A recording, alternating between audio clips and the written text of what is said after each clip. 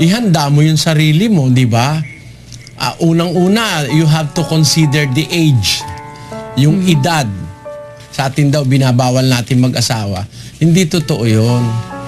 Ating pinagbabawalang mag-asawa yung wala pa sa kondisyon, kapatid na Luz. Opo. Halimbawa, 15 anyos o kaya 16, wala namang hanap buhay. Siyempre, pagbabawalan mo, magugutom lang yun eh. Magkakaanak, masusubo lang sa responsibilidad eh, di ba? Yung mga infatuation, mga crushes, mga kung ano-anong crush, pagka pinayagan mo magkakrush yan. Mapapahamak yan.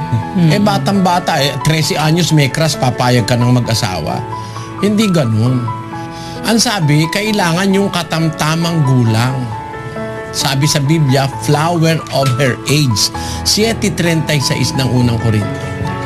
But if any man think that he behaveth himself uncomely toward his virgin, if she pass the flower of her age, and need to acquire, let him do what he will. He sinneth not, let them marry. Pahintulutan mo ng mag-asawa pagka nag-pass na, nakalagpas na sa kanyang flower of her age.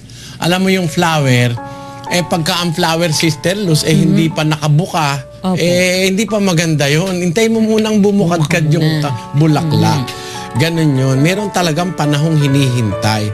Sa unang Korinto 7:36 sa Tagalog, ganito nakasulat. Ngunit kung iniisip ng sino mang lalaki na hindi siya gumagawa ng marapat sa kanyang anak na dalaga, kung ito'y sumapit na sa kanyang katamtamang gulang, at kung kailangan ay sundin niya ang kanyang maibigan. Hindi siya nagkakasala, bayaang mag-asawa sila.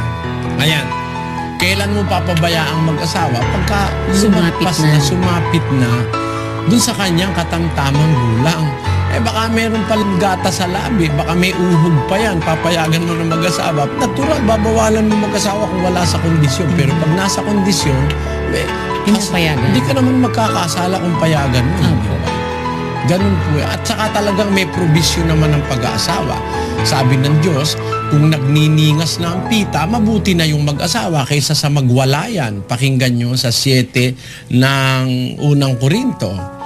Ngunit kung sila'y hindi makapagpigil, ay magsipag-asawa, sapagkat magaling ang mag-asawa kaysa mangagningas ang pita. But if they cannot contain, let them marry.